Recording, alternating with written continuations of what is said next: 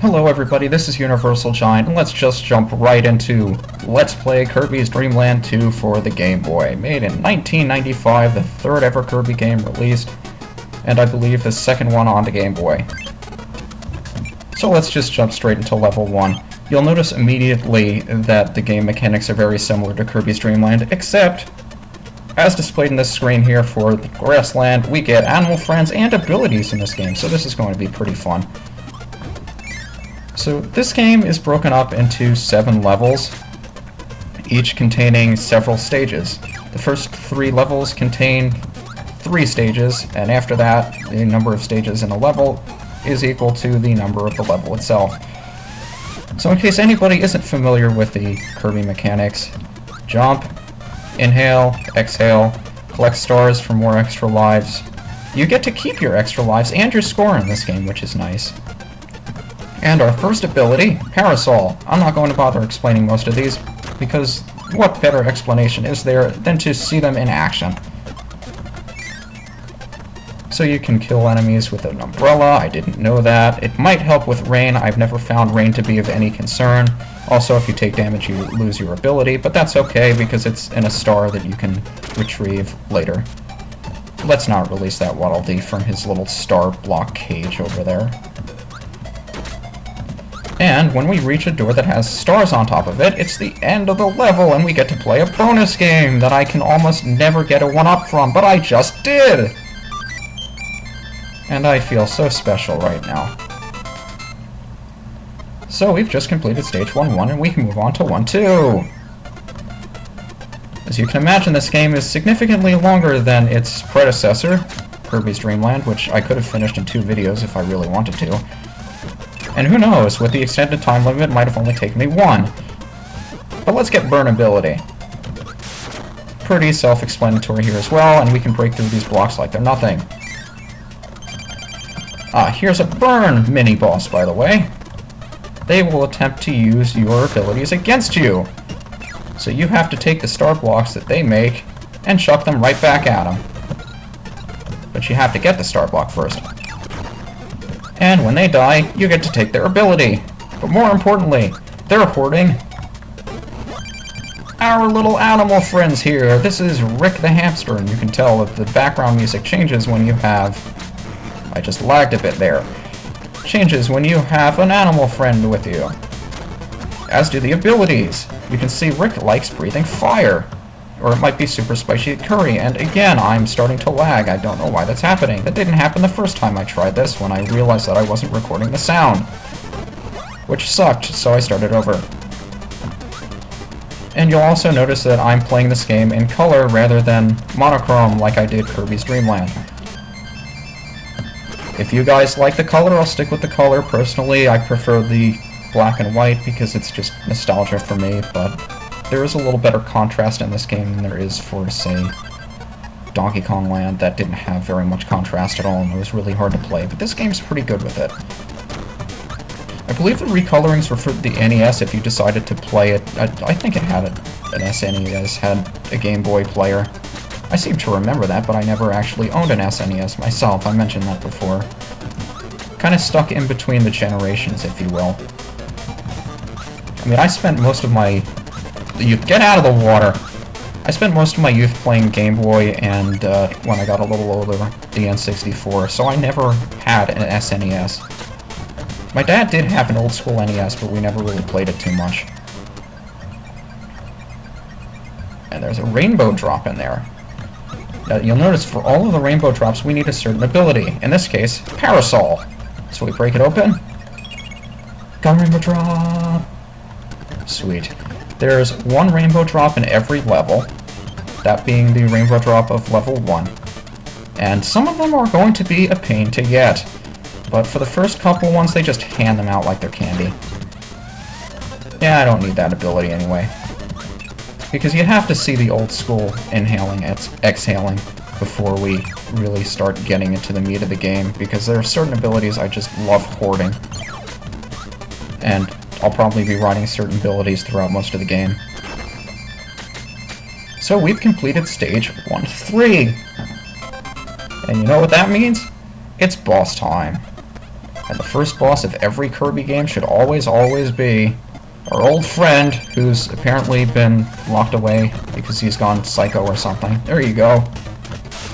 Wispy Woods, and he's slightly more difficult than he was in the first game. And by slightly, I mean that sincerely. He hasn't gotten very much harder at all. I thought he was a little bit harder because I actually have to dodge things on the ground. But that's not true. And the air he shoots out of his mouth I don't think can hit you. So we've officially completed level 1, being only 5 minutes into the game. And we move on to level 2. Big Forest, where we meet our second animal friend, Coo the Owl. And you can hear the game background in the level background music. But once we go into a stage, we're back to Rick's music again. And you can see the color changed as well. Which is kind of neat, I think, but it's a little disorienting if you're not used to it. So there's more Parasol, but I think I'd rather pick up a different ability just to show them off. But so far we've only been introduced to Parasol and Burn. Speaking of Burn, it's right there. I might have wanted to pick it up. I don't know what's with this cross on the ground. Familiar Kirby enemies from the first game, and a Scarfy! Who's not very good at surviving. So now we have Coo! And he has different ways he can use the ability as well, such as Parasol. He can spin around like a tornado and kill everything, which is one of my favorite power-ups, and I wish it hadn't died on me. Coo is my favorite of the animal trio, strictly because he can fly and the others can't. And quite frankly, when I'm using Rick and Kine, who's the third animal friend, I really miss being able to fly. Because with Kirby you can fly, and with the others you can't, so it feels like your movement is hindered if you're using the other two. And as I showed you before, Coo and Cutter equals triple boomerangs, or whatever it is he fires off of him. So we'll come into 2-2, and we'll realize fairly soon, if we go to this door down here, that there's another rainbow drop down there, but Cutter can't break it. It turns out we need Needle, and we haven't been exposed to the Needle ability yet, so we're going to have to come back for that later. But these levels that are designed for Coo give you a lot of freedom in terms of where you can move around. There's a whole area underneath us that we could explore, and there's a whole area above us. But I just like taking the middle path because it's easier, and you see the door went away, so even if we got Needle power over here, we'd have to go back to the very beginning of the level if we wanted to get it. I don't understand why Scarfies explode when you hit them, and I really wish that guy who appeared off-screen would not appear off-screen. But health, fine. I don't even need the health. There's Needle power. I actually want to get Needle power. Quite frankly, it's the most useless ability in the game, but we are going to need it to get the rainbow drop, so I figured what the hell, and we could just fly over everything. We can kill enemies for points. I don't believe your score matters. I mean, it keeps track of your score, and I think if you reach a certain point, you'll get extra lives, but extra lives don't matter too much either, because you get to keep those between save sessions as well. So we're going to want to go back into 2-2 and get that rainbow drop. And this may be the last of the easy ones to get. I don't remember where the one in level 3 is. Got a rainbow drop! And now we can escape using this screen, which I don't think is available to you if you didn't beat the stage yet. So on to 2-3. This game's going pretty swimmingly so far, but then again, it's the very beginning of a Kirby game. It should be pretty easy in the beginning.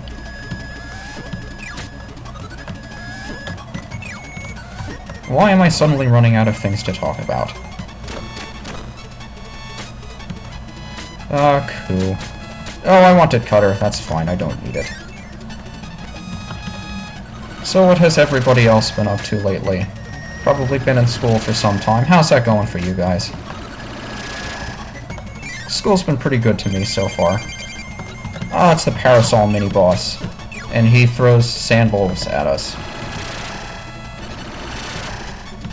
Yeah, pretty strange mini-boss.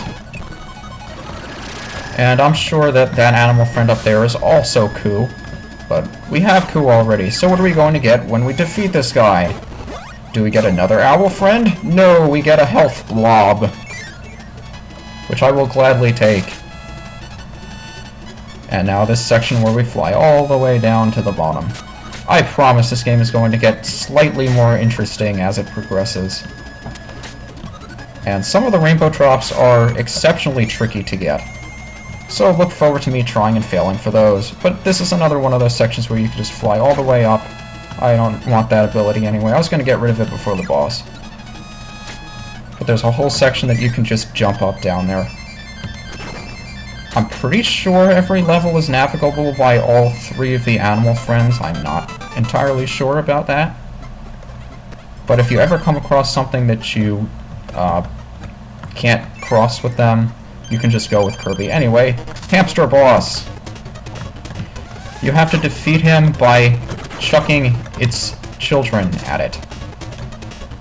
Very nice of Kirby to do that. And occasionally he'll jump down like that. If you get 2 enemies in your mouth at once, then you can just throw them as far along as you want to. It goes through everything. I'll take the hit if I can kill you. I mean, you don't get to face any of these bosses again once you defeat them. So I don't have too much practice with them. After you defeat the boss of a level, then it opens up a bonus game for that boss that you can play for stars, and I believe a total of 3 1-ups if you want them. So level 3 is Ripplefield, and we meet Kine the fish, who just sticks us in his mouth.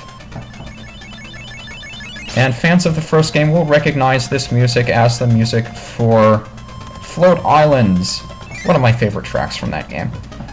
And we're going to realize pretty quickly that Ku isn't very much help here, but I'll stick with him as long as I can, just because I love him so much. There is an area underwater you can explore if you want to. I don't care enough about that. So just fly over everything, because that's what you're supposed to do in a Kirby game. Ignore everything else in the level. Stone! Oh my gosh, it's a stone! And it's so useless. So useless, stone. I don't know why anyone would ever use stone. But it's going to be even less help to us swimming around in here. So I'm going to go get Cutter. Even Ku's abilities underwater are pretty limited because this thing only goes a certain distance. And he tends to sink like... Well, it's nice that he kind of sinks. I mean, you would expect his fur to get wet so he could go through the water a little bit more quickly moving down. So yeah, Ku's movement's very limited under here, and if you lose your ability, unless you have Kine, you can't inhale anything underwater. You just blow bubbles. And with Ku or Rick, it's even more restricted because you can only blow in front of you, and not above you or below you, like Kirby can do when he's swimming.